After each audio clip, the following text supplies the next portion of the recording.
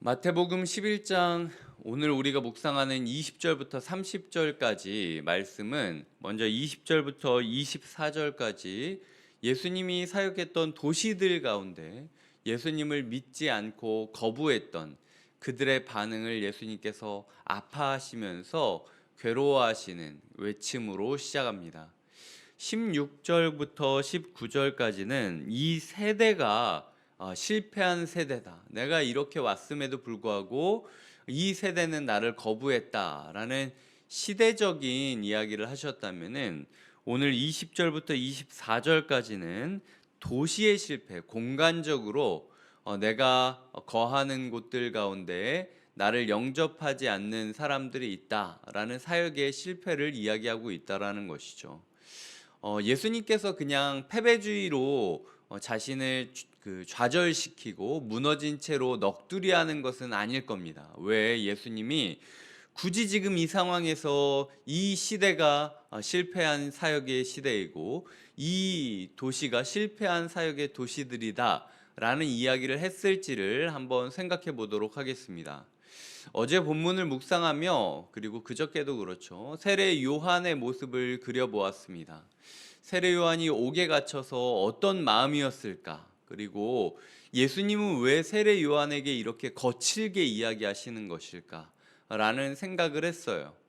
그런데 7장에서 예수님이 마치 두 번째 십계명을 주시듯이 산상수훈을 주시고 난 이후에 예수님의 행보가 어떻게 되었는지를 다시 한번 앞으로 돌아가서 살펴보는 시간들이 있었습니다. 예수님께서 사람들을 고치십니다.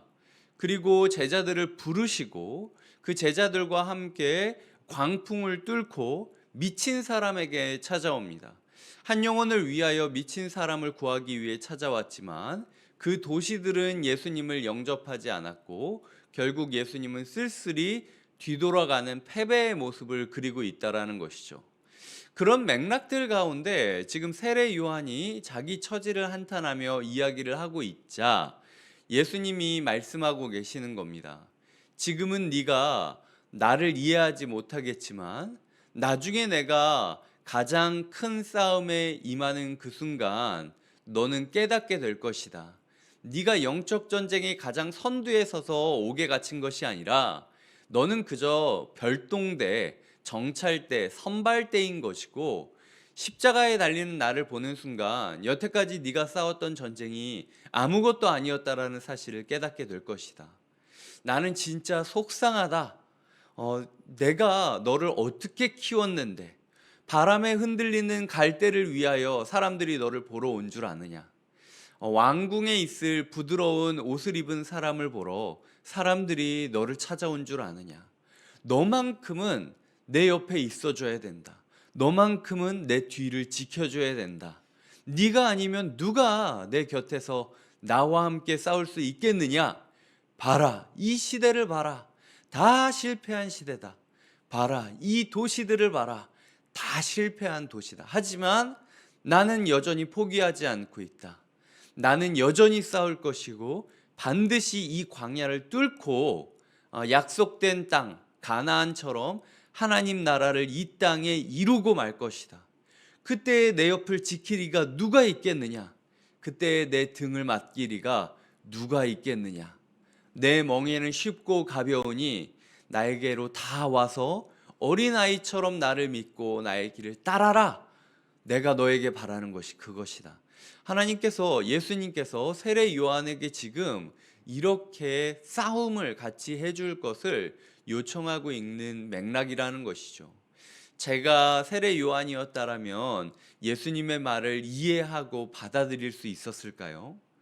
세례 요한이 예수님이 오시기 전까지 가장 위대한 사람이었다.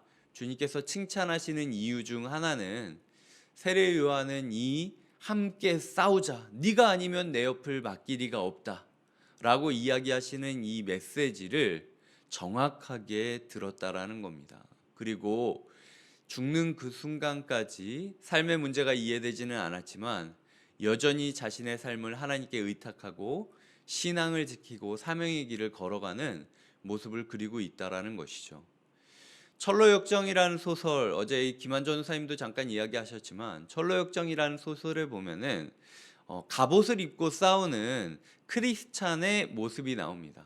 그런데 그의 갑옷을 뭐라고 표현하시냐면요, 등은 비어 있고 앞에만 갑주가 되어 있는 갑옷을 주었다라고 이야기를 하고 있습니다. 그리스도인들의 싸움은 뒤돌아보는 순간 무방비가 되는 거예요. 끝까지 앞으로 나가서 싸우지 않으면 이길 수 없는 겁니다. 사방으로 우겨쌈을 당했을 때 누가 우리를 구원해 줄 수 있겠습니까? 내 등을 믿고 맡기리는 오직 예수 그리스도밖에 없다라는 것이죠. 예수 그리스도와 등과 등을 맞대우고 싸워야 된다. 주님께서는 세례 요한에게 너에게 내 등을 맡긴다라고 이야기를 하신 거죠. 오늘 우리의 삶 가운데 실패감을 느낄 수 있습니다. 이 시대 가운데 실패감을 느낄 수 있고 우리가 가는 모든 곳마다 실패했다라는 느낌을 받을 수 있습니다. 억울한 마음이 들 수도 있어요. 내가 이렇게까지 했는데 왜 내 삶에 열매는 없는 것인가?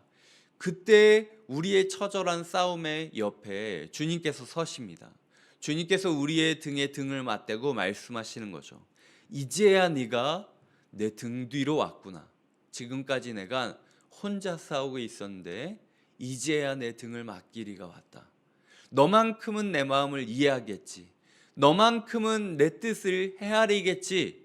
보이지 않더라도 내가 너한테만큼은 믿는다라고 말할 수 있다 라고 하는 예수 그리스도의 신뢰를 맛볼 수 있다라는 거죠. 마치 세례 요한이 여전히 옥에 갇히고 이제 은쟁반에 목이 달려 죽게 될 예정이지만 그럼에도 불구하고 그는 인생 그 어느 때보다도 예수님과 함께 싸우고 있다라는, 이 광야를 뚫고 하나님 나라를 성취하고 있다라는 그 격전의 현장이 자신이 서 있는 현장감을 생생히 얻었듯 우리도 영적 전투의 현장감을 생생히 얻게 될 수 있다라는 것입니다.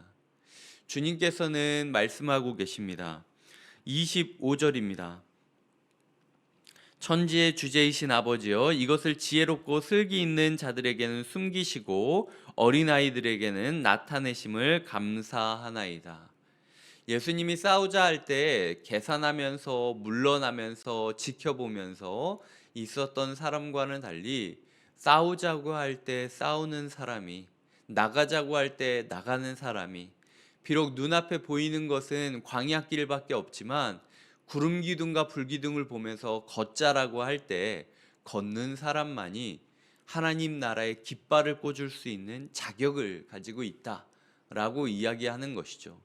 나중에 이야기 드리겠지만 구조적으로 보았을 때 11장부터 13장은 13장에 하나님 나라 비유를 중심으로 예수님께서 하나님 나라의 비유를 설교하시는 그 메시지를 중심으로 구성이 되어 있습니다. 11장부터 13장까지 수많은 사람들이 예수님을 평가합니다. 바리새인들과 종교 지도자들은 예수님을 귀신의 일부로 생각하기도 하고요. 그리고 제자들조차도 예수님을 이해하지 못합니다. 세례 요한조차도 예수님에 대해 유보적인 혹은 중립적인 태도를 갖죠. 그런데 예수님께서는 끝까지 포기하지 않고 하나님 나라에 씨를 뿌리고 계시고, 마치 좋은 땅이 생길 때까지 내가 끝까지 씨를 뿌리겠다라는 각오로 기적과 이사와 치유와 말씀을 전하시며 끝까지 씨를 뿌리시는 열정을 보이고 계십니다. 사막이 꽃이 피어 함께 모두가 쉴 수 있는 공간이 될 때까지 예수님께서 그 메마른 사막에 계속해서 말씀의 씨를 뿌리고 계시는 거예요. 그 영적인 현장 가운데 주님께서 오늘 말씀하고 계시는 겁니다. 미친 척하고 그냥 나랑 같이 씨 뿌리자. 들리지 않아도, 풀리지 않아도, 해결되지 않아도 그냥 미친 척하고 나랑 같이 사막길 걸어가는 거야. 그런 어린아이를 내가 원하는 것이고 그 멍에가 반드시 쉬울 것이다. 그리고 네가 진정한 자유를 얻을 것이다. 사막에 씨를 뿌리며 그리고 밭을 갈기 위하여 멍에질을 하는데 소가 괜찮겠습니까? 힘들죠. 발이 빠지는 것 같고 돌뿌리에 발이 채이기도 하고 여전히 멍에는 무겁고 힘듭니다. 하지만 그럼에도 불구하고 예수님이 예수 그리스도의 멍에가 쉽고 가볍다라고 말씀하신 이유가 무엇일까요? 가야 할 곳을 가는 이의 발걸음은 가볍다라는 겁니다. 돌아보지 않고 나아갈 수 있는 이의 발걸음은 가볍다라는 거죠. 여태까지 제가 살아가면서 이 말씀을 꽤 많이 묵상했지만 오늘처럼 수긍이 되었던 적이 없었던 것 같습니다. 제가 그 곁에 있는 교회에서 함께 사역을 시작하면서 엿보라보지 않고 뒤돌아보지 않으면서 사역을 하게 됐어요. 그냥 하나님께서 이 자리에서 곁에 있는 교회에서 사역을 매듭짓게 하시는 것이 하나님의 뜻이라고 믿고 있기 때문에 뭐 주변이 어떻게 되는지 남들은 어떻게 하는지 그것보다도 그냥 머무르게 하신 곳에서 우직하게 앞만 보며 그냥 모든 걸 다 던지며 나아가자라고 생각을 하면서 죽으면 죽는 거고 살면은 사는 거고 생각을 하고 그냥 한 걸음 한 걸음에 집중하며 오늘도 이 새벽 걸음을 나와 이 자리에 섰습니다. 분명히 육체적으로는 또 분명히 정신적으로는 해결되지 않은 관계들의 문제가 있고 교회 사역에 산적된 사역들이 있지만 제 마음이 쉽고 가볍다라는 것을 다시 한번 확인하는 새벽이었어요. 돌아보지 않기 때문이죠.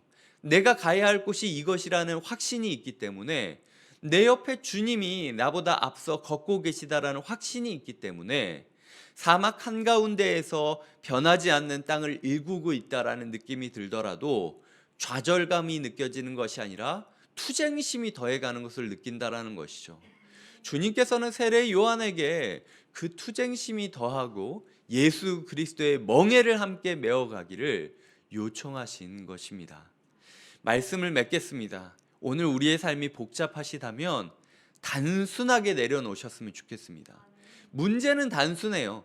영적 전투의 현장이고 싸우고 있는데 지금 내가 멀쩡히 서서 가만히 하하 웃으면서 하루를 보낼 수 있겠습니까? 오늘도 사단의 칼날이 우리를 향할 것이고 오늘도 사단의 활이 우리를 향해 날아올 것입니다. 하지만 그럼에도 불구하고 우리가 기억해야 될 것은 손발이 잘리고 목이 베인다 할지라도 우리 곁에 주님이 계시다면 기꺼이 주님의 등을 지키고 말겠다라는 각오가 필요하다라는 거예요.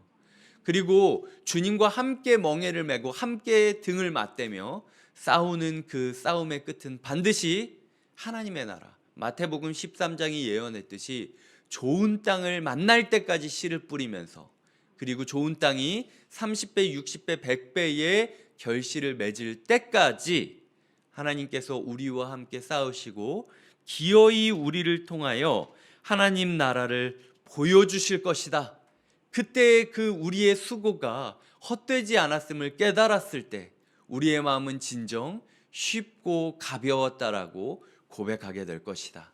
오늘도 이 정신으로 우리의 가족 안에서 우리의 사회 안에서 이 교회 안에서 영적 전투를 계속 싸워가시는 예수님의 벗이요 예수님의 동료이시고 예수님이 유일하게 등을 맡긴 자로서 살아가실 수 있기를 주님의 이름으로 축복드립니다.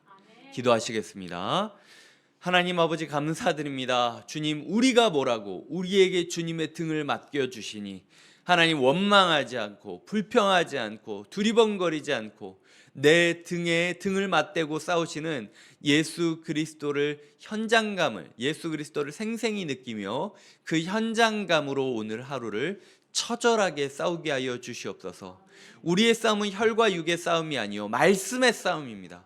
얼마나 말씀을 우리의 영혼에 뿌리고 얼마나 말씀을 상대방의 영혼에 뿌리고 심는지의 싸움임을 기억하며 이 사막 같은 여정을 걸어가고 있지만 그럼에도 불구하고 말씀을 뿌리고 뿌려 좋은 땅이 나올 때까지 끝까지 뿌리겠다라고 다짐하는 하루가 되게 하여 주시옵소서. 계산 복잡하게 하지 않고 어린아이처럼 믿으며 이 영적인 싸움을 함께 동참하는 이에게 주님께서 반드시 쉽고 가벼움의 진리를 깨닫게 하실 것을 신뢰하고 소망하고 기대하며 예수님의 이름으로 기도드립니다. 아멘.